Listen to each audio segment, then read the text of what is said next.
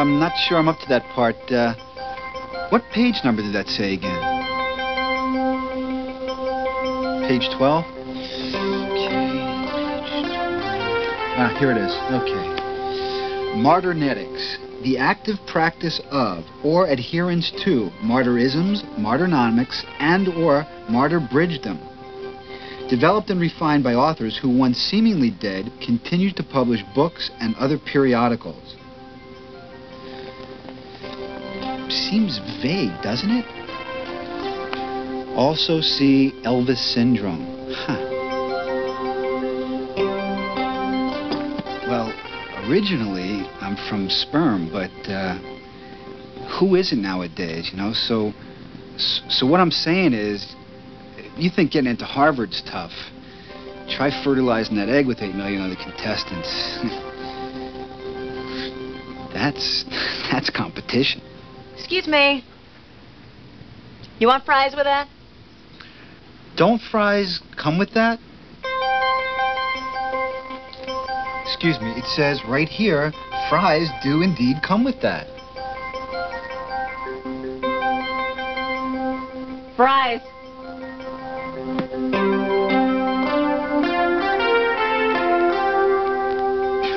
Why get out? Boy, that was an easy one. You didn't even need the book for that. From the Vic Theater in Chicago, HBO presents One Night Stand. Starring Jeff Marder. Ladies and gentlemen, Jeff Marder.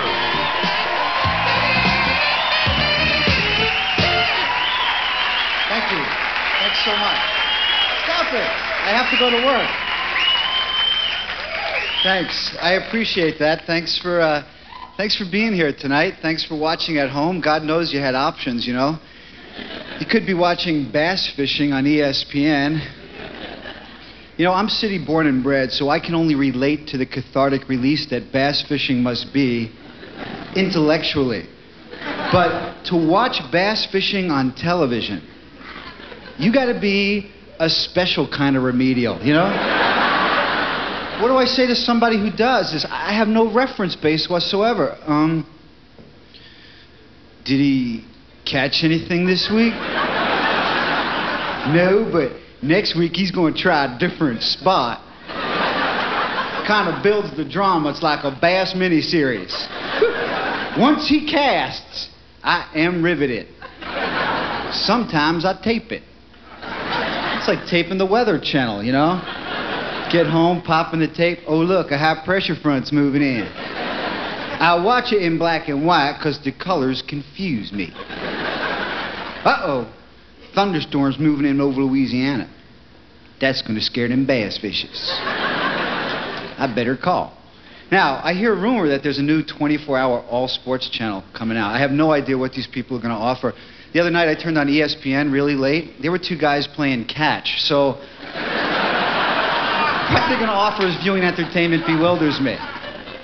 And now I'm just going to say this, and then I'm going to drop it. If the Arsenio Hall show gets any blacker, they're going to have to close caption for white people. I mean that. It's going to be like, ooh, ooh, ooh. Hey, hey, hey. Yo, yo, yo, let's meet my posse. Hey, look, there's the band.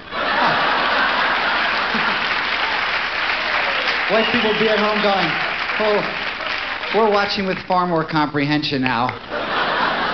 Now I understand why he's down.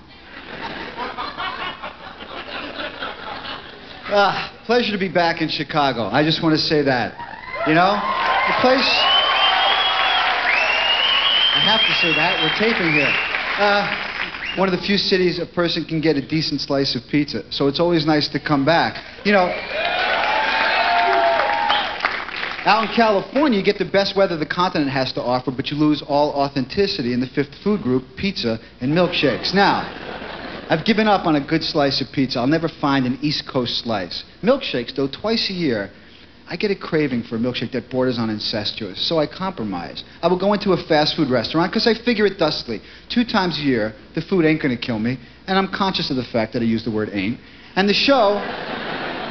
more than makes up for any lack of quality. They hire kids that are so stupid that it's sad to the point of amusement. They hire those kids that were always it in the game of tag. You know what I'm talking about?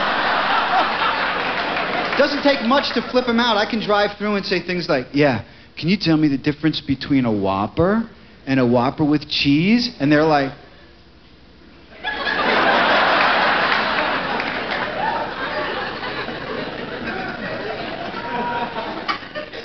yeah, hold on. Rob! Get the burger manual. I need to see a diagram. Hurry. It's pathetic social commentary. If you walk in, it's truly sad because they only work 1.5 feet apart. They're literally 18 inches from each other. And they've got them using microphones. I need a whaler with the tartar sauce. Put it in the bag with the straw. Put the napkin in the straw and the packet in the bag. It's to go. Don't put it on the tray. He's not going to eat it here. Put it in the bag. Push it through the window. It's going bye-bye. Thank you. Wake me up with a bullhorn. Put electrodes on my genitalia. This is tremendous overkill.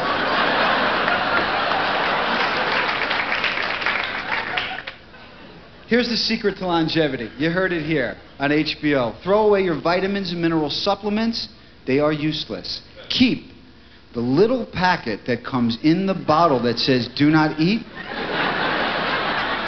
and eat that, because that's the thing keeping the vitamins alive. So I'm pretty sure the secret to life is in a packet about yay big. Eat it, snort it, use it as underarm deodorant.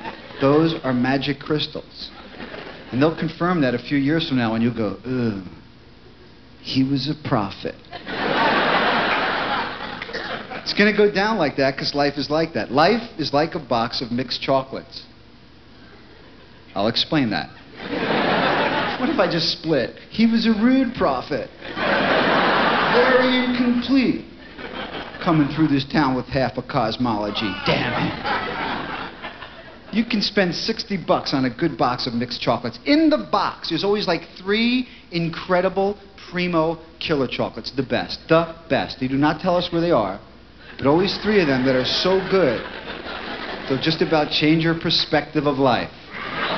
And the rest are filled with snot. Why is that?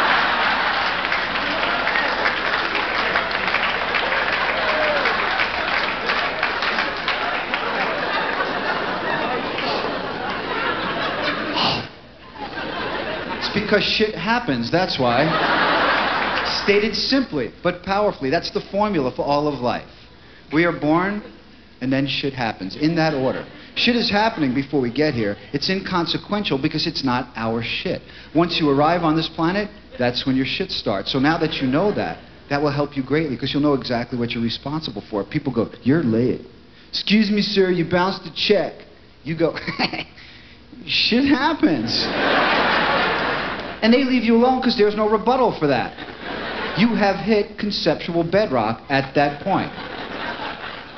Shit happening, the only constant in the universe. We buy insurance to protect ourselves from shit happening, but shit still happens. You cannot purchase non-shit happening insurance.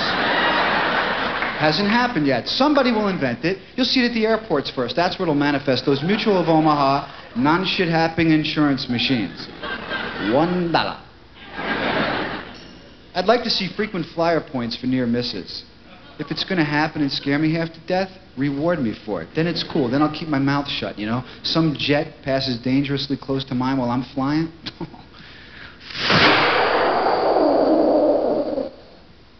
What was that? Calm down, another 55,000 points. I'm going to Europe. Yes! I hope it happens again. I'll take that cruise with a friend, give me that set of luggage, and put the rest on a gift certificate. Terrorism I got a beat on 1988. I was kicking back, watching the Olympics with a big bowl of salted paint chips and steroids, and I'm thinking, ooh, I'm stuffed. Then I thought, we got to get official sponsors for terrorism, because right now when someone hijacks a plane, it's tremendous media attention. Nobody wants to be associated with that. So if you had the corporate bucks behind it, then it's like a global commercial. Bands are playing, hot dogs for the kids, eyewitness news cameras stacked on the runway, all for the plug. Okay, Haji, Can you tell the viewing audience why you chose to hijack a United flight? Yes. Yes, I hijack United flight because United flight to more cities every day.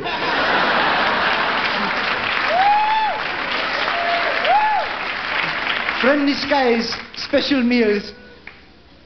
Here's how you stop terrorism at no expense. A bit more conceptual. Let all of us civilians bring bombs and guns on the plane. That fast, it's over. Some character stands up. Okay, man, I got a gun. We going to Cuba. Some grandmother stands up. Pardon me.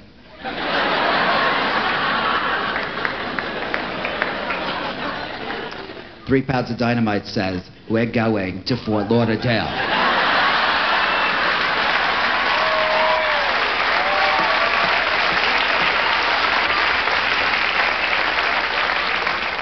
Now get me a Frangelico, Haji. It's all marketing in America. It doesn't matter whether it's a presidential candidate or a liqueur. Now, I don't drink Frangelico, but I like the way it's packaged because the shape of the bottle is in the shape of a monk.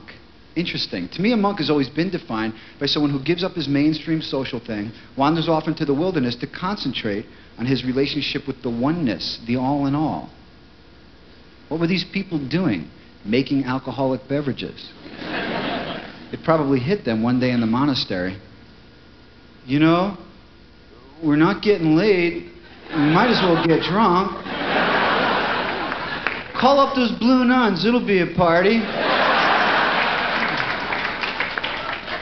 Is it conceivable that one of the original monks heard the word of God wrong before they had a really good fiber optic network?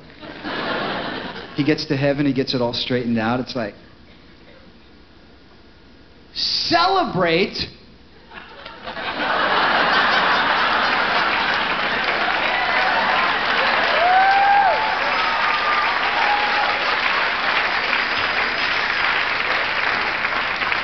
I thought you said celibate. I have sperm backed up into my astral body. And God would go, hey, shit happens, because he's familiar with my work. Let's have some fun. Thank you, Murray. It's not Murray, actually, Kenny G, ladies and gentlemen. I claim this for Spain. Thank you. That's my tribute to Magellan. Because so many people rush up to me after the show and go, Jeff, why is it that comedians make so few Magellan references? I don't know. I'll admit it, there's certain things I don't know. For example, why is it, he said rhetorically, I can get 200 miles my first half tank of gasoline, second half tank of gas, 8. I don't know why that is, but whatever that reason might be, I think it's the same reason you can roll one of your sleeves like really good. And the other one you get that retard on a field trip effect. Certain things in life were destined to remain mysteries. But not this. This is for broadcast. Comedy now, for both hemispheres of your brain. Now, a lot of people are unaware that you have 2 hemispheres of your brain, but that's okay, because a lot of people are unaware, period. Now, you have 2 hemispheres in your brain. It was on page 6 of the instruction manual that came with your body. It was attached to the umbilicus. It's probably since been discarded. Page 6 tells you, in your head, you have a left and right hemisphere. One side of your brain controlling linear, logical thought. That'll now be represented by this microphone. The other hemisphere of your brain is a garage sale. Thoughts, statements, fragments, character vignettes, concepts, one-liners. It's different. It's whacked. The other hemisphere of your brain controls creativity, fantasy, and imagination. And if you had my head, you'd have to babysit thoughts like this all the time.